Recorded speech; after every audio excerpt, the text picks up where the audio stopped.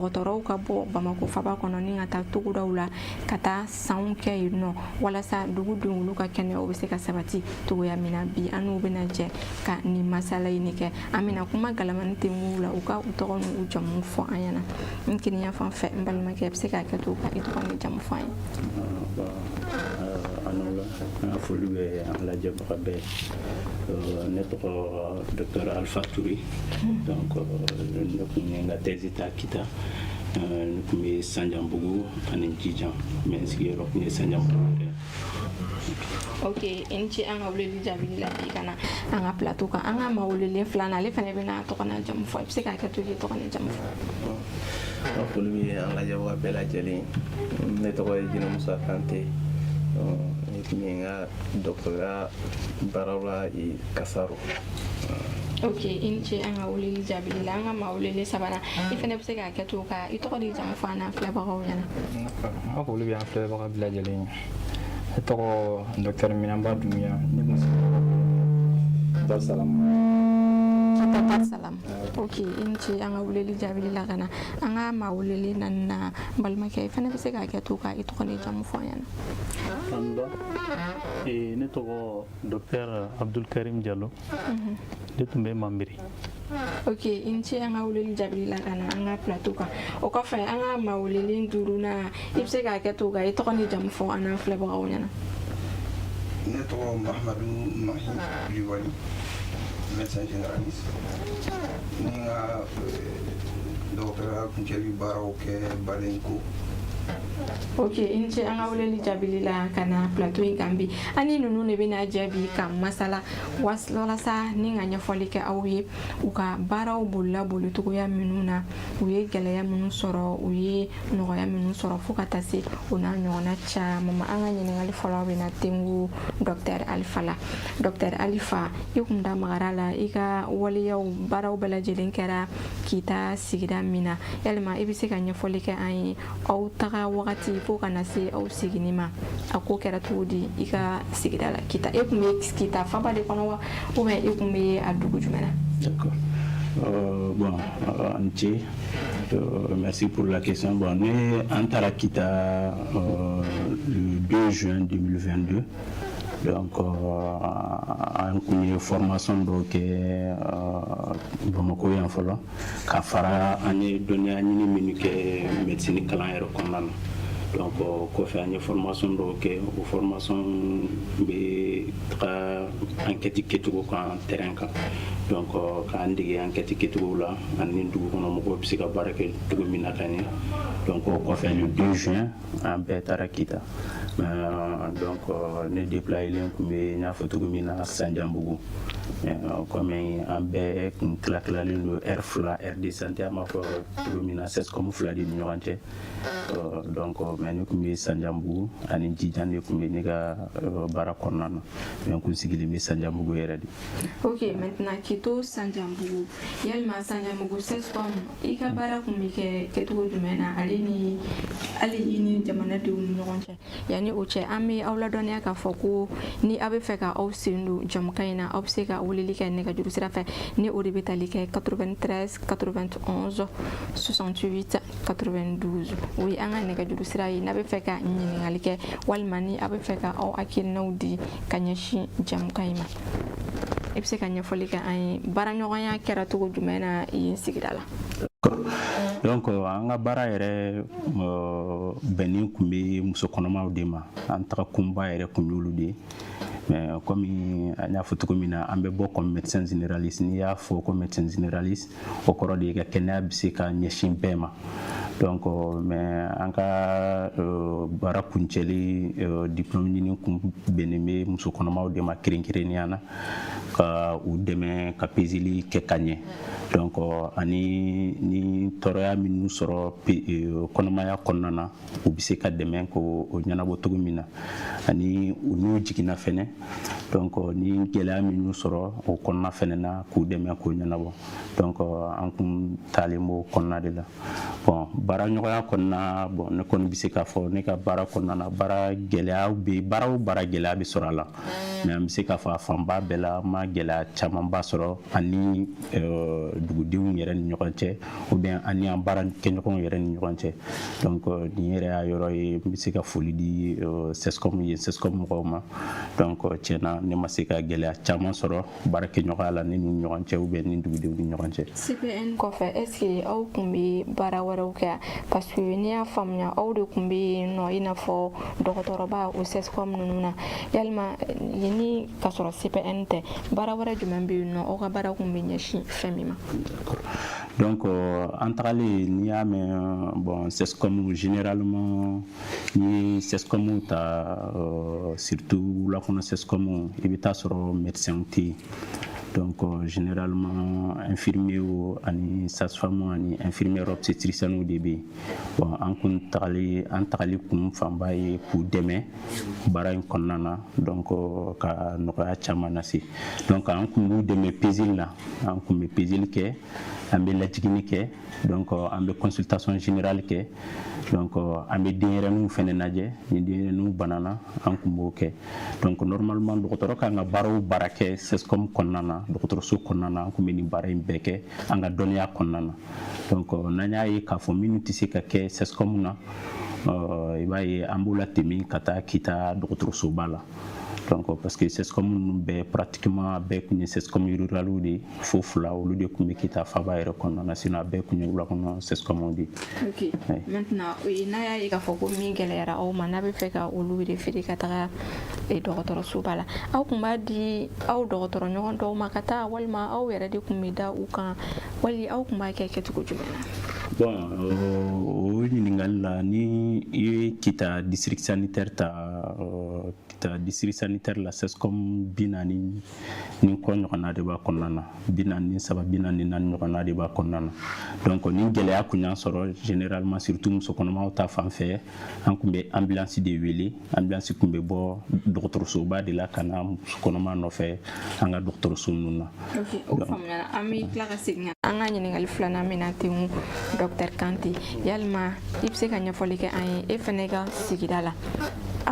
e ka baara fɛnɛ kun bɛ ɲɛsin fɛn jumɛn de ma kɛrɛnkɛrɛnnenya la o yɔrɔ la yanni o cɛ an bɛ aw ladɔnniya k'a fɔ ko nɛgɛjuru sira bɛ yen ni mɔgɔ min bɛ fɛ ka don jamukan kɔnɔ k'i ka ɲininkali kɛ wali kelen n'i bɛ fɛ ka hakilina min di jamukan kan i bɛ se ka weleli kɛ 93 91 68 92 i bɛ se ka tɛmɛ n'i ka ɲininkali. Ok ne ye foli lase an lamɛnbaga bɛɛ lajɛlen ma tuguni donc comme n y'a fɔ n ka kuma daminɛ la ne tun bɛ Kasaro de. Kasaro awɔ Kasaro ale ye Kita ani Bamakɔ cɛ ale ni Kita cɛ ye kilo 72 ɲɔgɔn na fo ka taa se kilo 75 ma donc ni n ka dɔgɔtɔrɔya kuncɛli diplôme ɲini baaraw kɛ Kasaro a y'a fɔ cogo min na sani an ka taa Kasaro an ka nin baara in na sani an ka taa Kita an ye formation dɔw kɛ yan donc formation ninnu kɔnɔna la u y'an dege enquête kɛ cogo la donc an taara terrain kan an kan ka comporter cogo min na u y'an dege olu la donc bɔlen kɔfɛ an selen Kita u y'an réparti dɔgɔtɔrɔso misɛnninw ni ɲɔgɔn cɛ n'an b'a fɔ olu ma ko CESCOM donc CESCOM fila de dira an bɛɛ ma CESCOM kelen i bɛ baara kɛ yen tɔ kelen dɔ in i bɛ taa yen dɔnniw ta k'o comparer i bɛ ka baara kɛ CESCOM min na donc i b'o pour que k'u dɔnniw fila comparer ɲɔgɔn na donc ne tun bɛ Kasaro ne bɛ baara kɛ Kasaro donc n bɛ taa Makɔnɔ ka taa Makɔnɔ CESCOM dɔnniw ta. kɛrɛnkɛrɛnnenya la i ka baara bolila cogo jumɛn na CESCOM in kɔnɔ yen nɔ ale ni i ni CESCOM in sigida denw ka baara ɲɔgɔnya kɛra cogo di. Ok an ka baara kun bolilen bɛ min kan CESCOM kɔnɔna na o ye ka taa CESCOM baarakɛlaw dɛmɛ u ka baara taabolo ɲuman na o dɔ ye musokɔnɔma ka peseli kɛcogo donc ka comme kɛnɛya ɲɛmɔgɔyasoba n'an b'a fɔ o ma ko fɛngɛ Organisation mondiale de la santé o ye yamaruya dɔw de kɛ ko muso kɔnɔma kan ka se ka peseli kɛ ka taa a se fɔ siɲɛ 8 ma kɔnɔmaya na donc an taara dɔgɔtɔrɔso misɛnnin ni baarakɛlaw dɛmɛ pour que u bɛ se ka lawaleya cogo jumɛn na donc o bɔlen kɔfɛ ka muso kɔnɔmaw u dɛmɛ u bɛ se ka jigin cogo min na ni kɔlɔlɔbaw ma k'a la ni kɔlɔlɔ nana o kan ka se ka kunbɛn cogo di an bɛ se ka minnu ɲɛnabɔ an b'olu ɲɛnabɔ ni min ma se ka ɲɛnabɔ an b'o bila ka taa k'i taa dɔgɔtɔrɔsoba la o bɔlen kɔfɛ fana an taara ko muso kɔnɔma ka peseli ni jiginni ani denmisɛnninw ka kɛ ni jiginni kɛra ni problème nana denmisɛnninw kɔfɛ mais an ka baara ma dan o ma CSCOM minnu kɔnɔna na parce que a y'a fɔ cogo min na an bɛ comme médecin généraliste de donc dispensaire bɛ CSCOM kɔnɔ CSCOM dan tɛ maternité dɔrɔn donc dispensaire ninnu na an bɛ to ka taa mɔgɔ banabagatɔ minnu bɛ na an bɛ to olu lajɛ donc ka u ka prise en charge kɛ pour que u bɛ lafiya cogo min na o bɔlen kɔfɛ an y'a fɔ k'an ye formation dɔw kɛ formation na an formé la ECHO la donc muso kɔnɔma ka ECHO donc an formé l'o la ni muso kɔnɔma min nana peseli la n'a mago bɛ ka ECHO kɛ donc an bɛ ECHO k'a la an ka baara bolil'o de kan. Ka ko aw taga waati ɲɛ est ce que o baara in bɛɛ lajɛlen kun bɛ kɛ kɛrɛnkɛrɛnnenya la ECHO ka d'a kan an bɛ ECHO ye ka ye dugubaw de kɔnɔna na dugu minnu bɛ kɔfɛ kosɛbɛ kosɛbɛ a ka dɔgɔn ECHO ka se o yɔrɔ ninnu na ale ni n'o y'a sɔrɔ a kun tɛ yen fo aw talen de a nana dugudenw y'o o ye cogo jumɛn na. ECHO o ɲininkali diyara n ye sani an ka taa dɔgɔtɔrɔso misɛnnin ninnu na peseli tun bɛ kɛ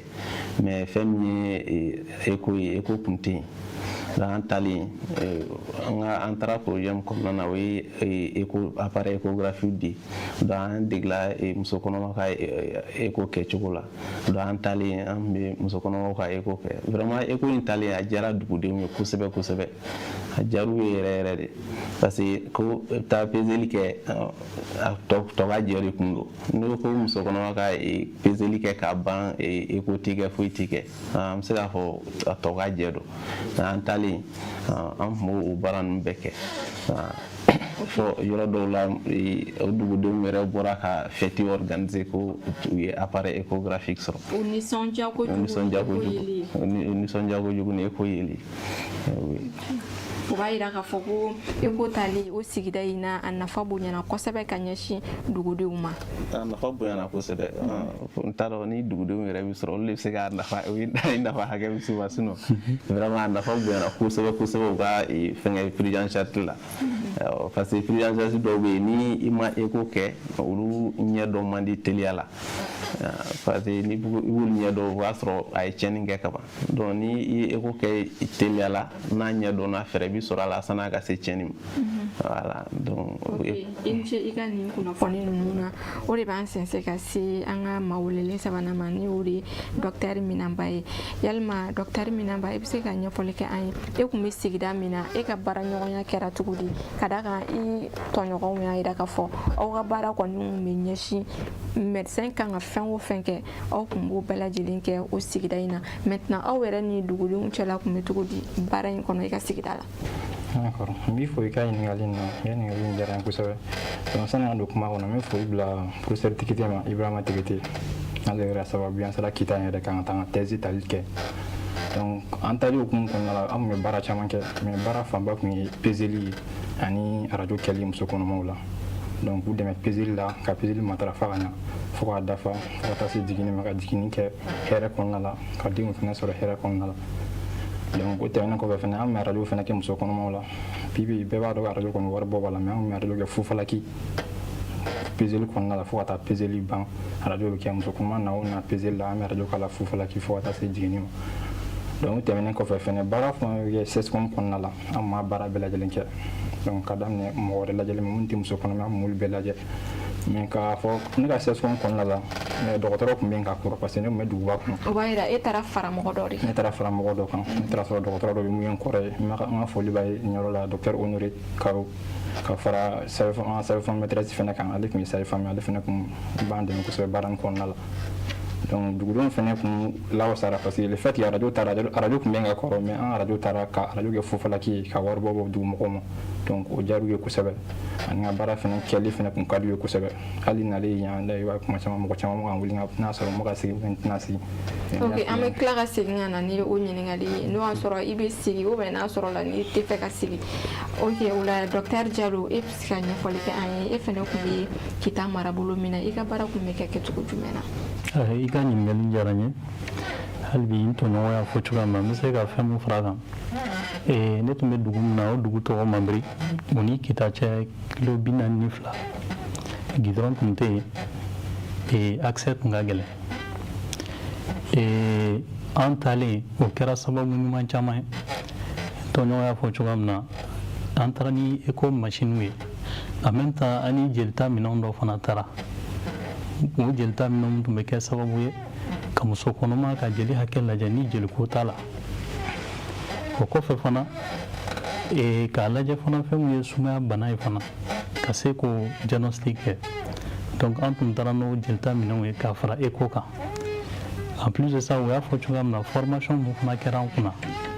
a kɛra sebaba ye a kɛra nisɔndiyaba ye parce que a kɛra sababu ye an tun bɛ dugu min kɔnɔ n'o de tun ye Mabiri ye fɛn min ye peseli ye dɔ farala peseli kan comme jama minnu tun bɛ na caman de farala muso kɔnɔma caman tun bɛ to so u tun tɛ peseli kɛ joona en même temps fana caman tun bɛ jigin so donc an taalen o kɛra sababu ye ka camanba b'o la a kɛra sababu ye fana fɛn min ye évacuation ye ka muso kɔnɔma labɔ CSCOM kɔnɔna na k'a bila ka taa CSRF kɔnɔna na an taalen camanba de bɔr'o kan parce que fɛn caman tun bɛ yen an tun bɛ se k'o ɲɛnabɔ terrain kan yan'a ka taa se dɔgɔtɔrɔsoba la donc nin de tun ye n bɛ se k'a fɔ ko collaboration min kɛra ani dugumɔgɔw ni cɛ. Ok, i ce i ka nin kunnafoni ninnu na o b'a jira k'a fɔ ni dɔgɔtɔrɔ ninnu tagali nin togoda ninnu na a nafa bonyana kosɛbɛ ka d'a kan a kɛra sababu ye ni ka yɛlɛma don dugudenw olu taabolo caman na yɛlɛma minnu bɛ se ka kɛ ɲɛtaga ye ka ɲɛsin u ka kɛnɛya o sabatili ma an ka maa welenan duurunan an bɛna kuma di ale fɛnɛ ma a ka ɲɛfɔli kɛ an ye a kun bɛ sigida min na ale ni a ka baara kun bɛ kɛ kɛcogo jumɛn na docteur Mahamadu. ani foli ani tanni kɛ ka ɲɛsin an lamɛnjakulu bɛɛ lajɛlen ma ne ka baara kun sinsinnen don badenko ani senko komi dugu fila fila de dira bɛɛ ma pour que i bɛ se k'i ka baara nin kɛ ka ɲɛ cogo min na parce que baara nin a fanba tun bɛ boli muso kɔnɔmaw kan muso kɔnɔma minnu ni u y'u ka vi kalifa dɔgɔtɔrɔ la parce que n'i ye kɔnɔ ta ka ban i t'a i yɛrɛ sa mais i ni dɔgɔtɔrɔ de bɛ jɛ ka kɔnɔmaya in ka a tɔbɔtɔ fo ka taa se amen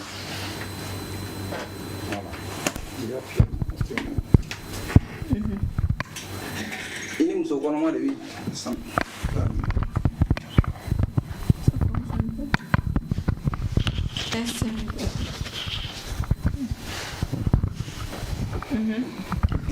muso kɔnɔma de bɛ jɛ ka baara nin kɛ fo ka taa se baara nin kuncɛli ma n ka foli bɛ badenko dɔgɔtɔrɔ bɛɛ ye k'a daminɛ dɔgɔtɔrɔ ɲɛmɔgɔ la ka taa se a maternité ɲɛmɔgɔ ma n ka foli b'u bɛɛ lajɛlen ka taa se asako mɔgɔw ma n ka foli b'u bɛɛ ye na baara nin baara nɔgɔ kun tɛ parce que du fait que an bɔra Bamako ka taa bila CSCOM la fɛn nɔgɔn tɛ parce que i b'a sɔrɔ niveau de vie i yɛrɛ b'i ka adamadenya kɛ cogo min na o taaboloya i b'a sɔrɔ caman b'i bɔ la i b'i adapter à la vie de la population o bunakun kan an ye gɛlɛya dɔɔni sɔrɔ olu la maintenant o tɛmɛnen kɔfɛ komi baara ninnu bolila formation caman kun kan o formation dɔ ye an ye formation kɛ CPN kan peseli kan formation minnu kɛra peseli kan o kɔfɛ formation kɛra échographie fana na o kɔfɛ formation kɛra joli hakɛ bi ta cogo di ni joli ka dɔgɔ ou bien n'a a man dɔgɔ formation kɛra o fɛnɛ kan o kɔfɛ formation caman wɛrɛ kɛra o kɔfɛ i n'a fɔ dépistage du cancer du col n'o ye denwolonugu da bon formation an y'o fana bénéficier grâce à notre maître et professeur Ibrahima Tegete an b'a fɔ ni yɔrɔ in na k'a fɔ ko kita kɛnɛya ko a b'a nin kan.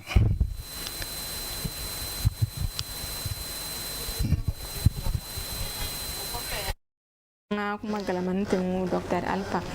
Alpha a y'a yira k'a fɔ ko sani aw bɛ se kita formation caman kun kɛra aw kunna i n'a fɔ formation min kɛra ka ɲɛsin CPN ma i bɛ se ka ɲɛfɔli kɛ an ye aw sera ka jamanadenw u ka kɛwalew yɛlɛma cogo di pour que u ka se ka na CPN kɛ a y'a kɛ cogo di CPN yɛrɛ a sera k'a ɲɛfɔ u ɲɛna cogo jumɛn na ani nafa jumɛnw de bɛ CPN kɛli la ne bɛ se k'o ɲɛfɔ an ɲɛna. D'accord n bɛ foli di ma i ka ɲininkali la donc n y'a fɔ cogo min na an ye enquête de kɛ fɔlɔ na daminɛ kɛra min an b'a fɔ ma enquête de ménage o kɔrɔ ye ka taga duw yɛrɛ kɔnɔna na ka taa sigidaw yɛrɛ la donc ka taa muso den kuraninw bɛ minnu bolo donc k'olu ɲininka ka i ka kɔnɔmaya tɛmɛnen na i y'a kɛ cogo di o kun kɛkun ye min de ye o kun ye k'a lajɛ fɔlɔ la an bɛ ka taa yɔrɔ min na peseli bɛ kɛ yen cogo di yanni an kun ka taga donc u ka peseli kɛ sigida mɔgɔw ni ɲɔgɔn cɛ ka t'u yɛrɛ ɲininka gɛlɛya jumɛn aw bɛ gɛlɛya jumɛn de sɔrɔ peseli la o y'a sɔrɔ aw kun bɛ wuli de voilà ka se olu ma mais olu kun tɛ wuli ka na non olu kun tɛ na an ma an yɛrɛ de kun bɛ wuli ka taa kuru la donc o y'a sɔrɔ an kun ma taga yen yɛrɛ u t'a dɔn fɛnɛ k'a fɔ k'an kun bɛ taga yen donc o kɛ kun ye k'u ka gɛlɛyaw de recenser k'a dɔn u kun bɛ peseli kɛ cogo min na fɔlɔ ani gɛlɛya minnu kun b'u kan donc o dɔw la i b'a ye an ye gɛlɛya minnu recenser yen kosɛbɛ o kun ye min o kun ye fɔlɔ-fɔlɔ o kun ye musakako ye peseli musakako kun ka gɛlɛn yen kosɛbɛ n'i ye jateminɛ kɛ a filanan kun ye min ye o kun ye u bɛ cɛw minnu ka furu la minnu gɛlɛya kun b'u la k'a fɔ k'u accepter u k'a to u ka peseli kɛ kɔnɔmaya kɔnɔna na donc o b'a yira k'a fɔ sotigi dɔw kun tɛ sɔn peseli voilà peseli kɛli ma donc parce que u kun bɛ kun caman sɔrɔ k'a fɔ donc k'a fɔ min b'a to u b'u ban peseli ma u b'a fɔ bon ni i ye kɔnɔɲa 1 2 3 kɛ i ma peseli kɛ donc nafa tɛ peseli la ou bien k'a fɔ n'i ye peseli kɛ olu yɛrɛ de b'a to gɛlɛya dɔw b'i sɔrɔ jiginni wagati la tuguni donc a dɔw kun ka faamuyali kun y'o ye donc an ka baara kun fɔlɔ taar'o ye donc an baara kun filanan fɛnɛ kun ye min ye an ye enquête dɔ wɛrɛ kɛ mais nin sen na o kɛra dɔgɔtɔrɔsow yɛrɛ de la donc o kɛra mɔgɔ minnu yɛrɛ bɛ peseli fɛnɛ kɛ ka taga dɔgɔtɔrɔw fɛnɛ ɲininka olu b'u ka peseli kɛ cogo di donc o fɛnɛ tilara yɔrɔ fila de ye fɔlɔ la an taara ka t'u lajɛ an tɛ fɛn fɔ an bɛ t'u lajɛ dɔrɔn u bɛ peseli kɛ cogo min na k'a jateminɛ u bɛ baara kɛ cogo min na k'u lajɛ donc an tagakun kun tɛ k'a lajɛ par exemple k'a fɔ bon i bɛ k'a kɛ cogo min na a tɛ kɛ tan ou bien a tɛ kɛ tan an kun t'o kɛ u kun bɛ minnu kɛ ka ɲɛ ani u kun tɛ minnu kɛ ka ɲɛ u kun tɛ minnu kɛ ka ɲɛ donc formation kɛra o kɔfɛ k'a lajɛ parce que n'an y'a lajɛ 2016 de an y'a fɔ cogo min na OMS ye recommandation bila k'a fɔ ko peseli ka se ka kɛ fo ka se siɲɛ 8 ma pour que muso ka se ka kibaruya duman sɔrɔ kɔnɔmaya kɔnɔna na donc a bɛ f'o ma expérience positive de la grossesse donc mais fɔlɔ la a kun bɛ kɛ de ko muso kun ka peseli kɛ ko ka se ka siɲɛ 4 sɔrɔ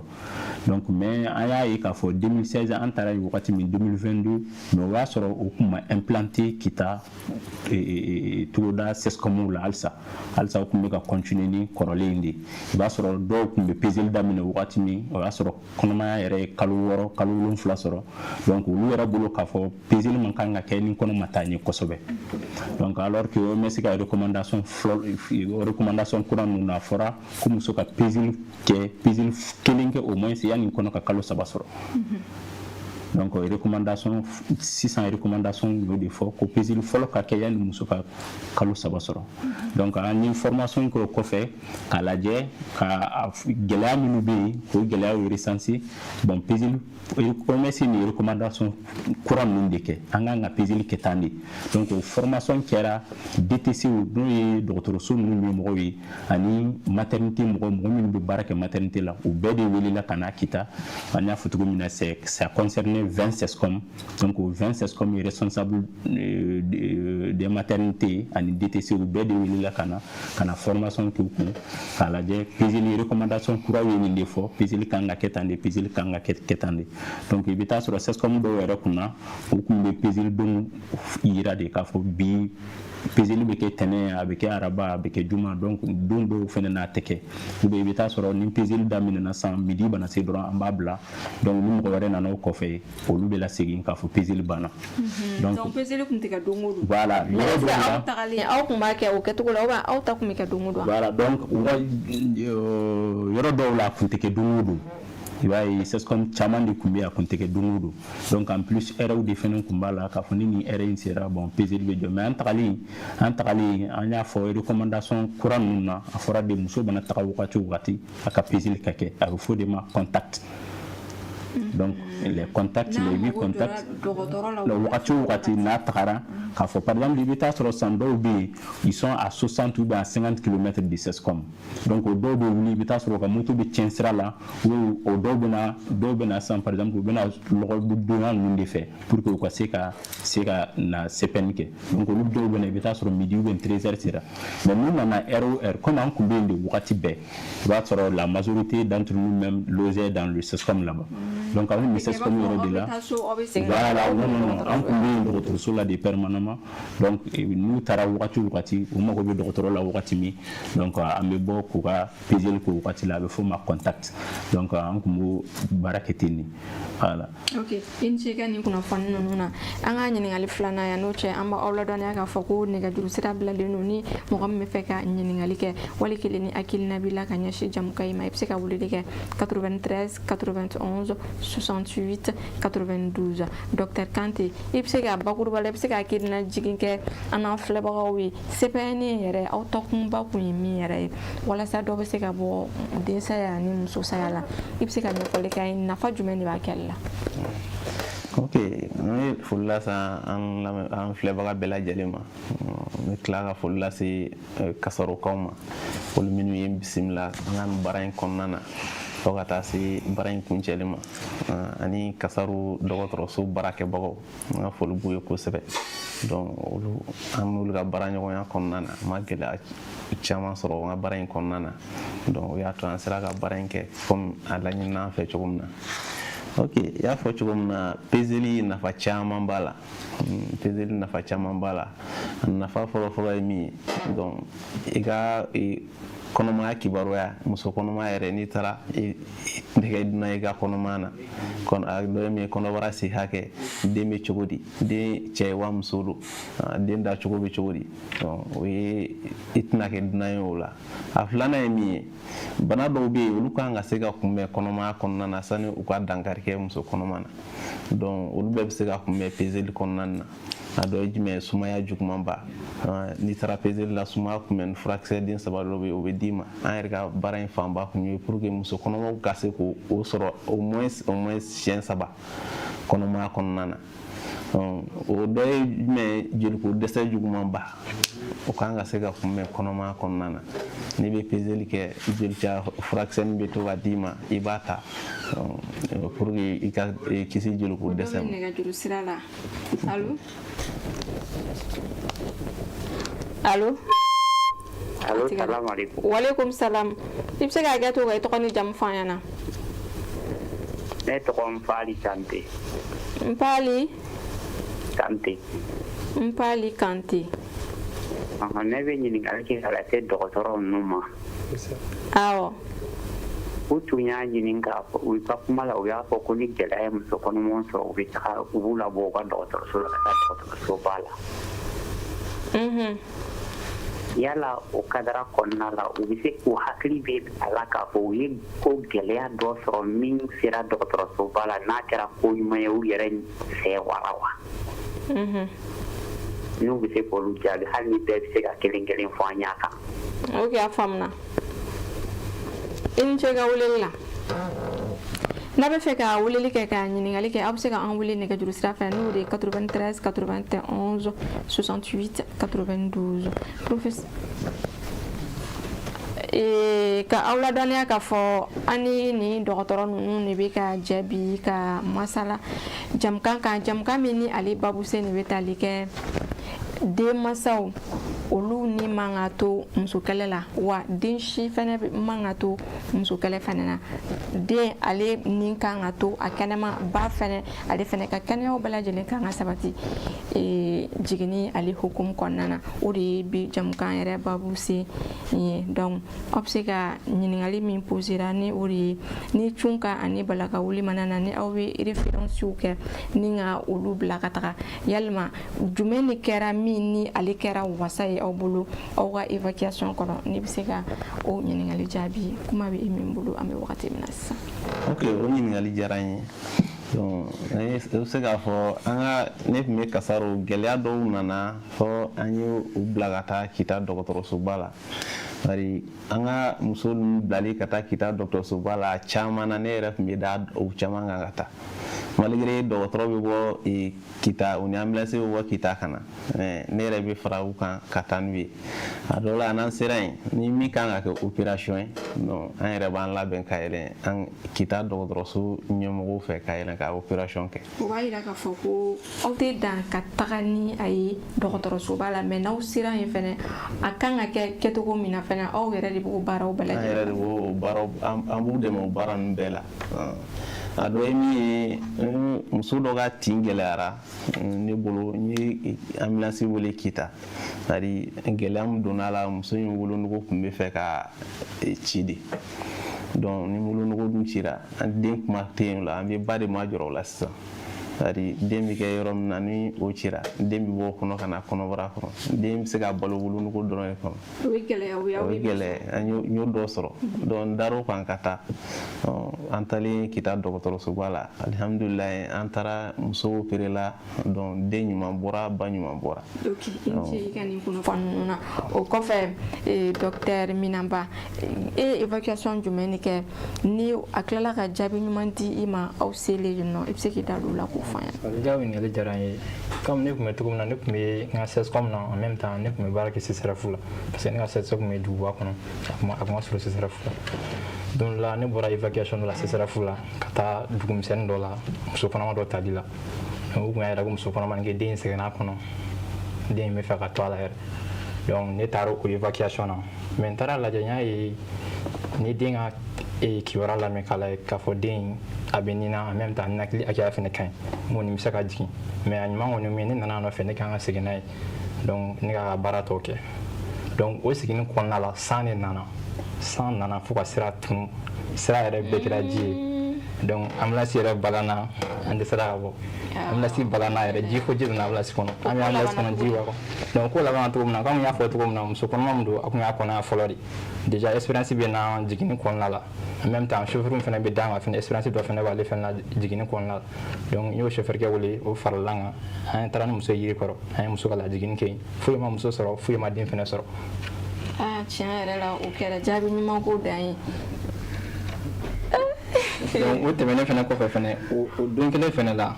muso kɔnɔma dɔ fana tun bɛ dugu dɔ la parce que kuma dɔ ni ambulance bɔra a bɛ se ka taa dugu dɔ la a segintɔ a bɛ tɛmɛ dugu wɛrɛ la a bɛ tali fana kɛ donc an ye dɔ fana ta o fana tun bɛ yen i b'a ye ale tun jiginna mais wolonugu da tun cira kosɛbɛ basi tun ka bon mais ne ye fɛɛrɛ kɛ pour que basi ka se ka jɔ a ka se ka kitala sɔrɔ cogo min na mais ambulance balanne ne ye fɛɛrɛ kɛ pour que basi ka se ka jɔ k'aw bɛ ka tila ka ɲɛfɔ a cɛ ɲɛna a ka moto ta donc dɔ ka sigi muso kɔfɛ ka taa ni muso ye a da wala pour que ka wolonugu da labɛn donc n y'o fana tiɲɛ yɛrɛ la o waleya ninnu olu ni foli ka kan min b'a yira k'a fɔ tiɲɛ yɛrɛ la dɔgɔtɔrɔ olu jɔyɔrɔ ka bon kosɛbɛ togodaw la jamana de olu ka kɛnɛya sabatili hukumu kɔnɔna na kɔfɛ docteur Jalo e bɛ se ka ɲɛfɔli kɛ an ye e ka évacuation kɔnɔna na i ye jaabi minnu sɔrɔ a kɔnɔ i bɛ se k'o fɔ an ye. I ni ce ɲininkali la ne bɛ se ka kun fɔ an ye gɛlɛya minnu sɔrɔ évacuation ninnu na d'abord district sanitaire de Kita a district ka bon ambulance bɛrɛ tɛ yen CSRF kɔnɔna na mun bɛ kɛ sababu ye ka taa musow ta a bɛ kɛ ne y'a fɔ ko n bɛ Mamiri 42 km de Kita a accès ma nɔgɔn ani 2 o de bɛ ani Kita cɛ a sira man ɲi wa ambulance ko fana bɛ yen Kita dɔgɔtɔrɔsoba la ambulance den 2 de bɛ yen a bɛ se ka kɛ ne bɛ weleli kɛ a bɛ taa Alpha bɛ weleli kɛ nin fana bɛ weleli kɛ mɔgɔ saba bɛ se ka bon a b'a lajɛ de mun ta ka jugu ni mun ta ye donc ambulance b'o de prioriser donc ne ye gɛlɛya minnu sɔrɔ histoire la n bɛ se ka mun lakale o tun ye muso kɔnɔma dɔ k'a to tin na an bɛ mun wele ko éclampsie n'o de ye jalibana ye kɔkɔ k'a minɛ mun bɛ muso minɛ kɔnɔmaya fɛ muso ka ja i bolo donc n'o kɛra wula kɔnɔna ninnu na 42 kilomètres a caman bɛ yen ka depuis du kɔnɔna ninnu na u b'a fɔ ko kɔnɔ de y'a minɛ donc a bɛ kɛ sababu ye a bɛ temps ta dɔɔni du kɔnɔ yan'a ka se CESCOM kɔnɔna na donc n'a sera CESCOM kɔnɔna na fana n'a y'an sɔrɔ yen fura minnu b'an bolo CESCOM kɔnɔna na mun bɛ kɛ sababu ye ka dɔ bɔ jalibana ninnu na an b'o fura k'a la yanni ambulance ka na donc waati dɔ ambulance bɛ temps ta donc o ambulance nana waati min na an donna ka taa ni banabaatɔ ye kita Adawa kɔnɔna na n'o de ye CSRF ye kita dɔgɔtɔrɔsoba donc an sera kɛra sababu ye o bana sugu n'o ye muso minɛ kɔnɔ mana to waati o waati c'est à dire ni kɔnɔ sera o kɔnɔ ma se o wajibi de don opération kan ka kɛ teliya ka den labɔ kɔnɔbara kɔnɔna na parce que tonso min bɛ kɔnɔbara kɔnɔna na o de kɛra sababu ye ka jalibana in bila la donc fo tonso in de ka bɔ donc tonso tɛ se ka bɔ ka den to yen donc teliyala a ɲuman ye mun ye ka opération de kɛ teliyala ka ba ni kisi fɔlɔ donc an sera ka opération kɛ a kɛra sababu ɲuman ye ba kɔni sera ka kisi mais fɛn min ye den o kɔni o ma se ka kisi o n'i tora la donc nin ye gɛlɛya ye baara senfɛ an ye gɛlɛya minnu ye ok i ni ce ka nin kunnafoni ninnu na an bɛ nɛgɛjuru sira labila n'a b'a fɛ ka don ka ɲininkali tɛnku dɔgɔtɔrɔw la 93 91 68 92 o kɔfɛ Dr Alpha e bɛ se ka ɲɛfɔli kɛ i ka évacuation na siraw fɛ i ye gɛlɛya minnu sɔrɔ ale ni i ye jaabi ɲuman minnu sɔrɔ a kɔnɔ. bon ne kɔni bɛ se ka exemple kelen de fɔ bon nin yɔrɔ in na tiɲɛ na o y'a sɔrɔ an tagali yɛrɛ ma hali kalo 3 ɲɔgɔnna sɔrɔ o fana kɛra samiyaba dɔ de fɛ en mois de septembre comme ça je me rappelle très bien en septembre 2022 donc an ye tin muso kɔnɔma dɔ sɔrɔ a kun delila ka opérer donc normalement ni muso delila ka opérer i b'a ye ni opération o kɔfɛ a bɛ fɔ ko n'i ye kɔnɔ ta i ka peseli bɛɛ kan ka kɛ dɔgɔtɔrɔsoba yɛrɛ de la donc ani jiginni mais an y'a ye nin bon komi opération ɲɛsira ɲa ma i b'a ye dɔw bɛ yen u b'u ka kɔnɔma u b'u ka peseli dogo u tɛ sɔn ka fɛn fɔ dɔgɔtɔrɔw ɲɛna ba dɔw bɛ yen u b'u ban peseli yɛrɛ ma donc u bɛ kɔnɔmaya dogo u bɛ kɔnɔmaya fɛn kɔnɔmaya to yen u tɛ peseli kɛ donc ale ta la a y'a to yen a ma peseli kɛ fo kɔnɔ nana se tuguni fa nana don tin na mais a donnen tin na wagati min na u nana n'a ye dɔgɔtɔrɔso la o y'a sɔrɔ den balamininen de don an b'a fɔ min ma position transversale présentation de l'épaule donc den balamininen don n'o dun kɛra dɔrɔn jigincogo foyi de t'o la f'a ka opérer donc o y'a sɔrɔ ale dun opérer la siɲɛ kelen donc an ye ambulance wele mais a wagati y'a sɔrɔ cogo min na balimakɛ Jalo y'a fɔ cogo min na o y'a sɔrɔ Sandiabugu bɛ à 45 km de Kita à peu près donc o y'a sɔrɔ accès tɛ yen yɛrɛ parce que n'o wagati ninnu kun sera ambulance kun tɛ se ka se Sandiabugu donc i b'a ye ambulance bɛ na yɔrɔ wɛrɛ de o b'i jɔ yen aw bɛ fɛɛrɛ kɛ ka muso lase ale ma yen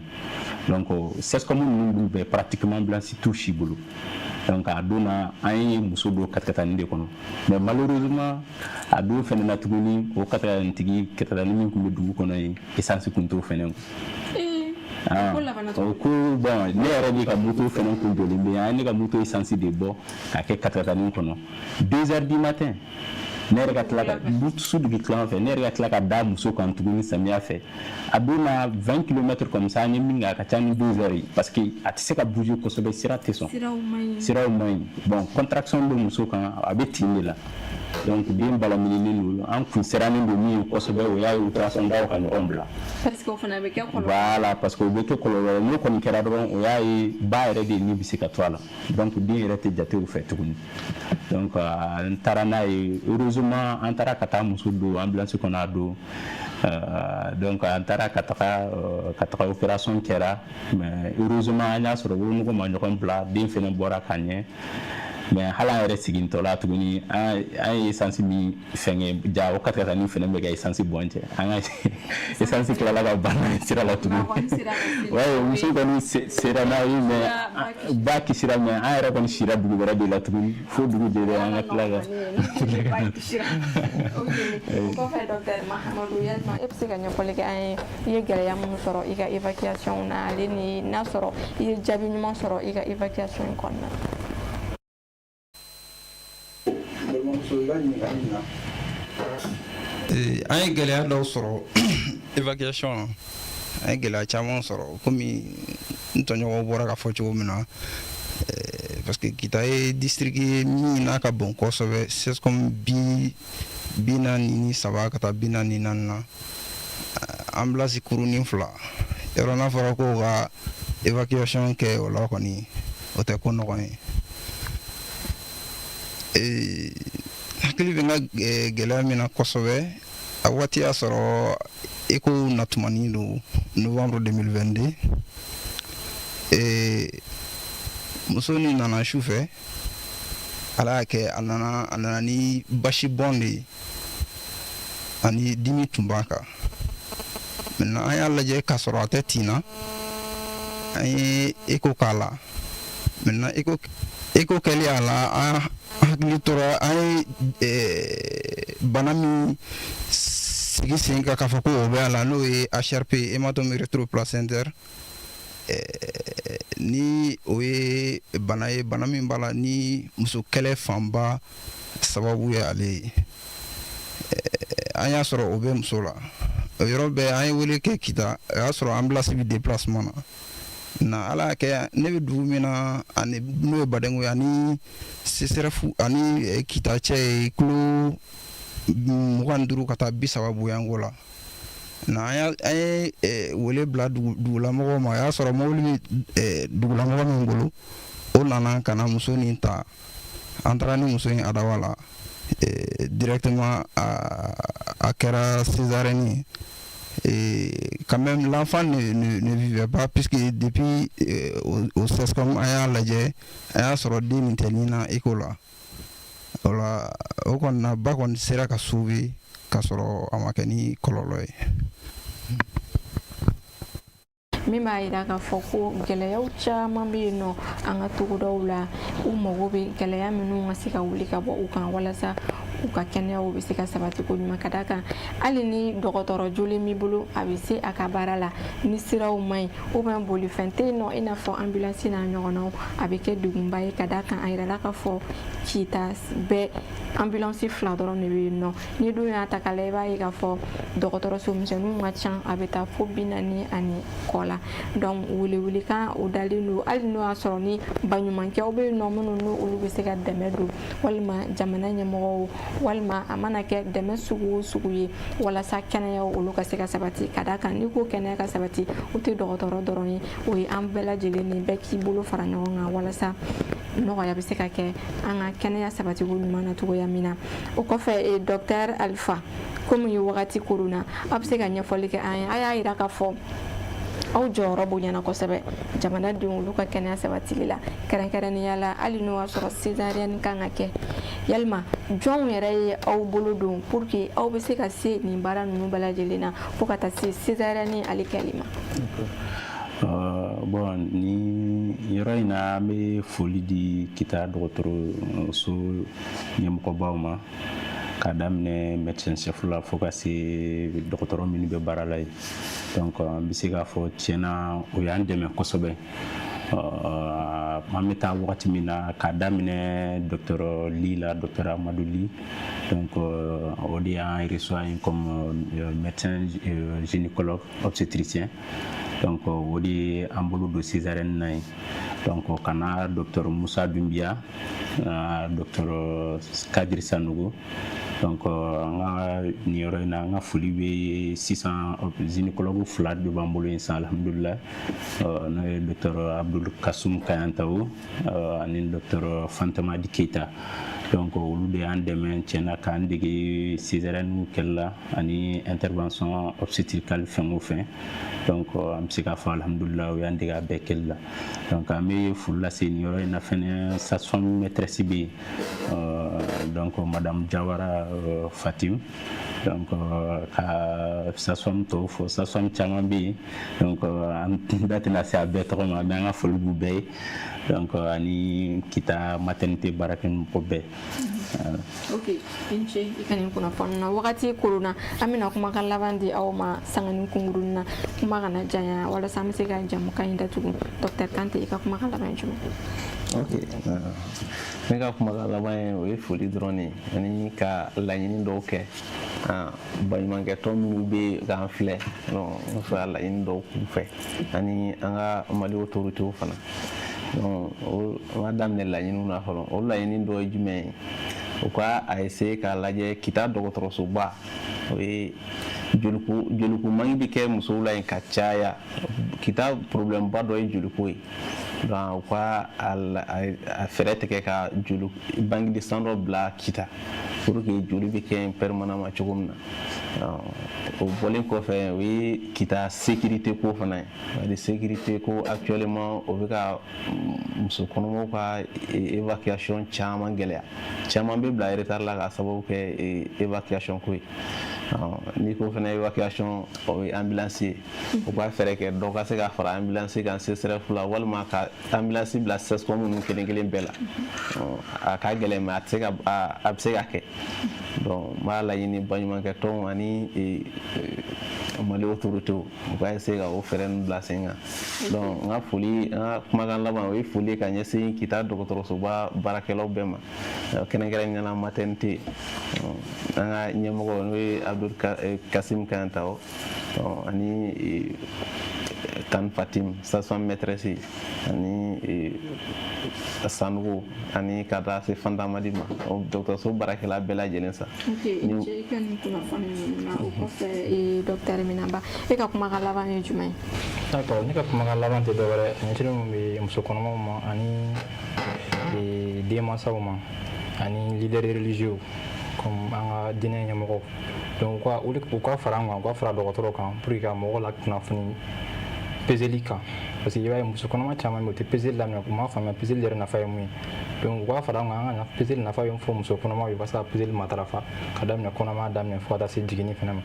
donc o tɛmɛnen kɔfɛ fana n bɛ wele bila fana parce que anw bɛna bɔ yen kita n'an bɔra kita i b'a ye a bɛna segin a cogoya kɔrɔ la donc pour que u ka se ka dabila donc État ka fɛɛrɛ kɛ pour que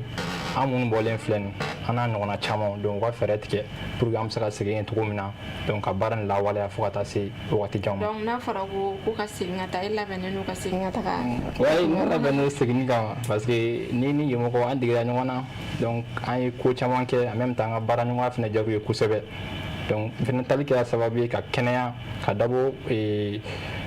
muso kasara la muso minnu bɛ to jiginni kɔnɔna la ni muso minnu bɛ to kɔnɔmaya kɔnɔna la an ka tali kɔni kɛra sababu ye caman bɔr'o la. ok i ni ce ka nin kunnafoni ninnu na Dr Jalo kumakan laban jumɛn b'i bolo? kumakan laban min bɛ ne bolo ka Sirifila tele mɔgɔw k'u fo k'u waleɲuman dɔn o kɔfɛ fɛn min ye professeur Ibrahima Tigete ye k'a fo kosɛbɛ nin jamukan na ani partenaire caman minnu kɛra sababu ye an sera ka taa terrain na n'o ye l'Organisation mondiale de la santé k'u fo kosɛbɛ ani Somago Société malienne de gynéco-obstétrique k'u fo kosɛbɛ o kɔfɛ fɛn min ye kitakaw ye o y'an bisimila o kɛra sababu ye fana fɛn min ye césarienne opération caman bɛ yen ka anw degi pour que an ka se ka nin baara ninnu kɛ ka daminɛ kita maternité kɔnɔna na n'o de ye le service de